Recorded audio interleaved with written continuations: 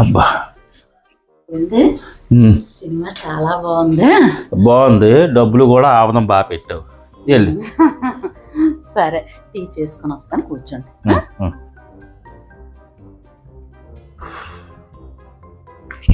అమ్మా అమ్మా,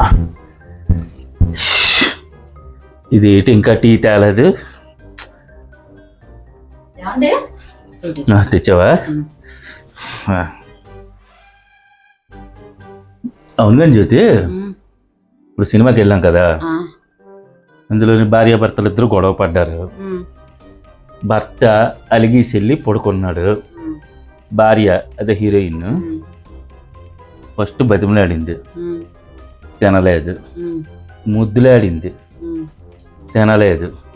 కాళ్ళ పడింది, అయినా తినలేదు.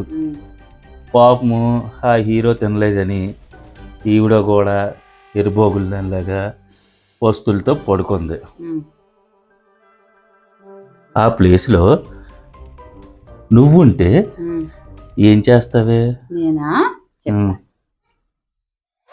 కోసి కారం పెట్టి మొత్తం తీసి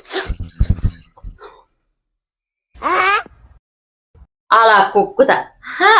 నేను చేస్తానని కాదు, నా ప్లేస్ గురించి అడిగారు కదా. సరే, టీ తాగండి, నేను వస్తాను. అరే ఏంట్రా ఇది? నేను పెళ్ళాన్ని చేసుకోలేదు, పెళ్ళి చేసుకున్నాను. అది పెళ్ళం చేసే పనుల కోసి కారాలెట్టి కుక్కుతుందట. అమ్మ బాంబుల్లో మందులు కూరినట్టు.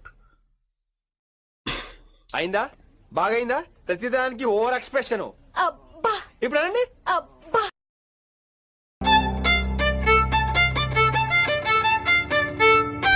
ఎక్కడికో శ్రీవారు బయలుదేరిపోయారు.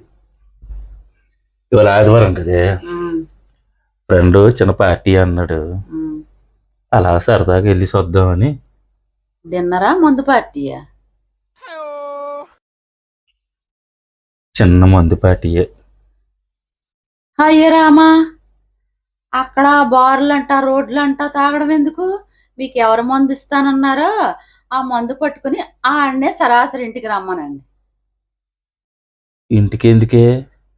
ఎందుకంటే ఆ సీసా ఇలా ముఖం మీద కొట్టి ఆ గాజు పింకర తెగ్గొడితే మందేం కర్మ, మంచినీళ్ళు కూడా తాగలేడు. మీకు మంచిలోకి హాఫ్ బాయిల్ ఆమ్లెట్ వేస్తాను, తింటుకోండి, సరేనా?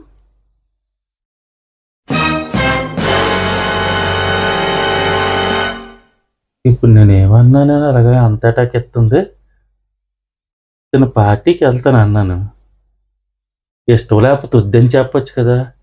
ఆడినే ఉన్నవారు అమ్మని అడిగి సీసాలు తెగ్గొట్టి మంచిలు తాకుండా చేసేస్తుందా? ఇది పెళ్ళమా మృగమా? ఎంత కర్కశంగా తయారైంది ఇది. చెయ్యి, ఎక్కడికి వెళ్తాం లేదు.